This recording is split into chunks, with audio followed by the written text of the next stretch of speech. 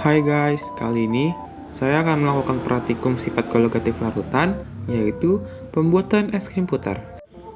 Tujuan dari praktikum ini adalah untuk membuktikan adanya penurunan titik beku larutan. Teman-teman tahu nggak sih apa itu sifat kologatif?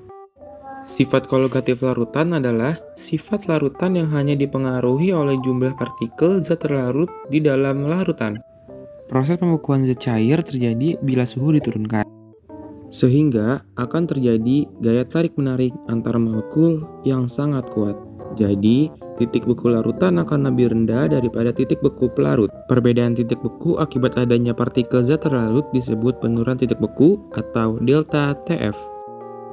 Adonan es krim ditempatkan pada wadah yang terendam es batu dan air yang telah diberi garam dapur sambil diputar. Proses ini mengakibatkan adonan es krim membeku dengan titik beku beberapa derajat di bawah titik beku air murni. Ketika es dicampur garam, es mencair dan terlarut membentuk air garam serta menurunkan temperaturnya. Proses ini memerlukan panas dari luar.